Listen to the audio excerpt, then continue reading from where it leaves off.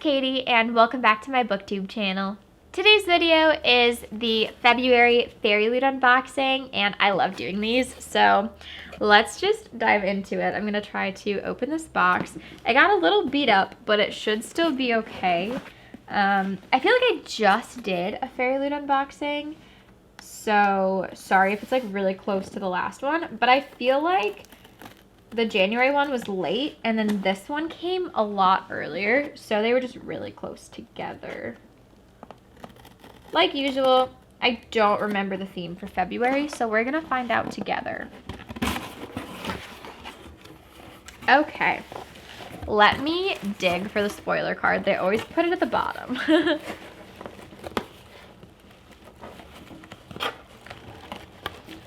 feel like I'm trying not to look, but I keep seeing things.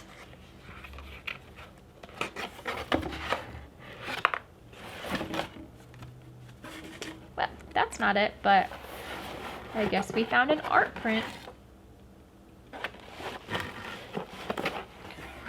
I don't even see a spoiler card. Unless they mixed up. Yeah, they mixed up where they put it. No.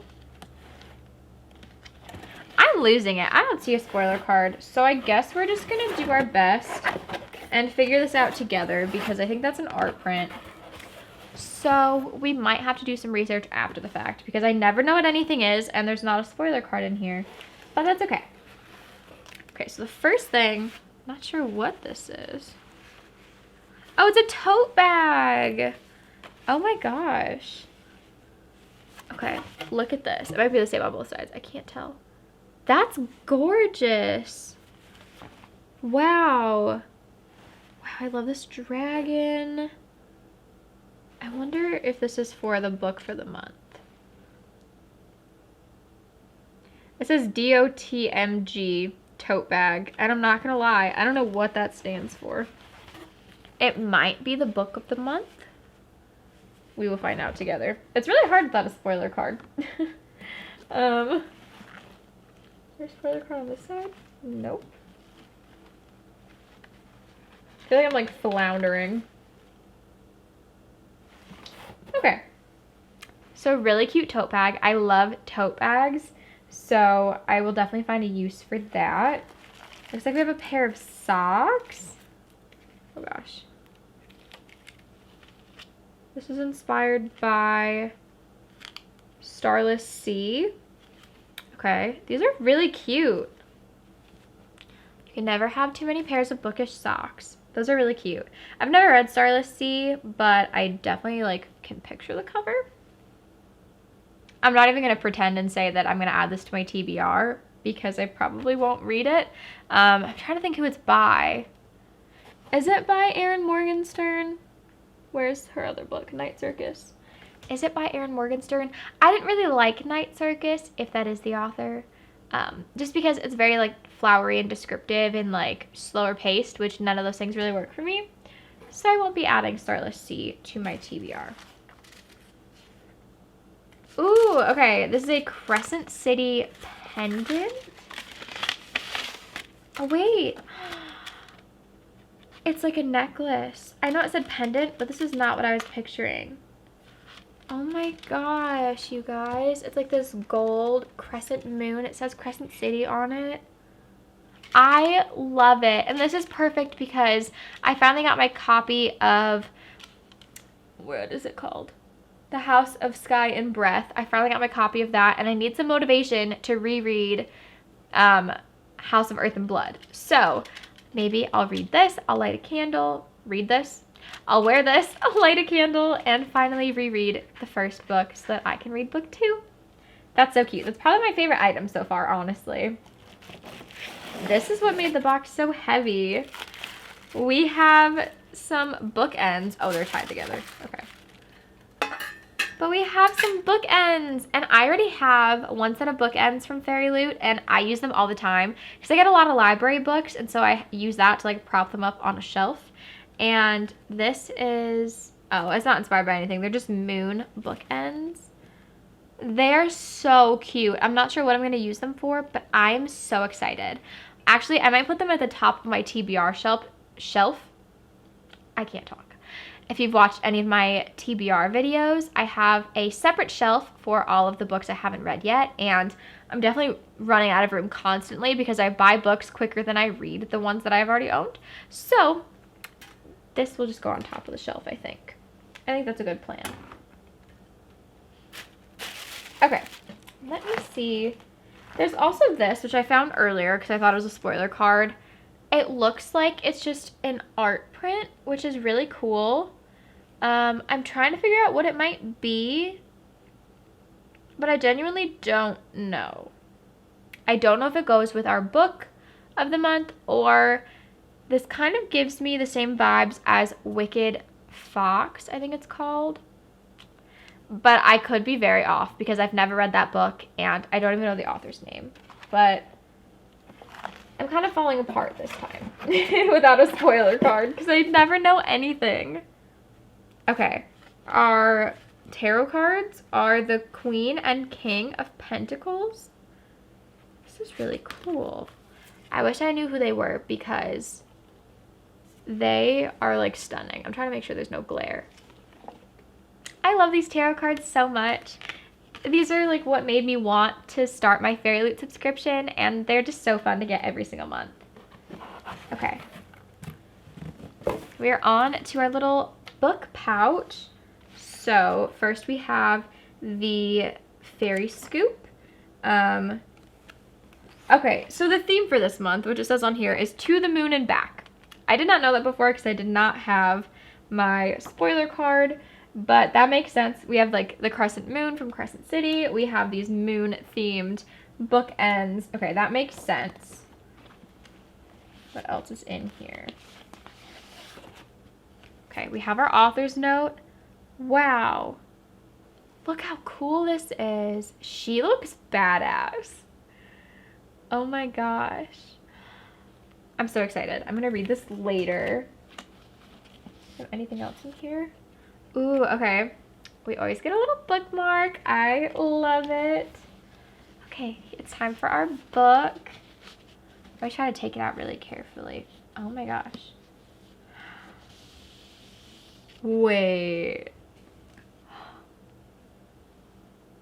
Oh my gosh. It just keeps getting better. Okay, so the book is Daughter of the Moon Goddess by Su Lin Tan. And, okay, that makes sense. Daughter of the Moon Goddess, I think was the Tote Bag, those initials I didn't know. Daughter of the Moon Goddess. I knew there was something inspired by it. This is stunning. Okay, the spine alone, beautiful. It's gorgeous. This is like the prettiest cover ever. It like gave me goosebumps, okay? I love this shade of blue. I don't think the camera like does it justice. I've never seen pages that beautiful before. Why does it make me want to cry? I just want to hug this. This is probably the prettiest book I've ever owned. I didn't even know that was possible. Like I've seen stenciled edges, but nothing like that. Okay, this is a retelling inspired by the Mid-Autumn Legend. Ooh, there's a blurb from Stephanie Garber, like my favorite author. It says, epic, romantic, and enthralling. I love this book. That's all I needed to hear. Literally all I needed to hear. Okay. It just keeps getting better. I just can't. I can't function. I just can't function. Okay. We'll take the dust jacket off. We have our, what is this called? Foil embossing on the hardcover with our characters. Wow. These are the characters we saw on our tote bag. It's just so beautiful. And then we also have custom end papers. Stunning. This whole thing is stunning. Oh my gosh, it's like a little koi pond kind of. There's a little koi fish. There's like lily pads. I already showed you, but it's just beautiful. You should probably look again. Wow. I feel like this just like transports you to the world. Okay, let me get it back in the dust jacket and then I will try to read and figure out what it's about, because usually I just read the blurb on the spoiler card, but we don't have that. So I might just read the whole synopsis to you guys. We'll see. I've definitely heard of this book before, but I don't really know what it's about. Oh, this is a debut novel. Wow, it's stunning. It says it weaves Chinese mythology into a sweeping adventure of love and family, immortals, and magic. That sounds so good. I love any kind of mythology. Typically, Greek mythology is what I gravitate toward, but the fact that this is Chinese mythology is just so intriguing. I don't know anything about it, really, so I love finding new ways to learn about different kinds of mythology, and this sounds so good. Sorry, I got distracted because it is signed by the author and I kind of forgot, but I love that. Okay, let me focus. Let me try to figure out what it's about. I'm going to be honest, I cannot pronounce the main character's name to save my life. I absolutely cannot. But the first little blurb says, there are many legends about my mother. So our main character was raised on the moon, and she was unaware that she was being hidden from the Celestial Emperor, who exiled her mother for stealing the elixir of immortality. That's so interesting. Oh, but then her magic flares and her existence is discovered, and she's forced to flee her home, leaving her mother behind.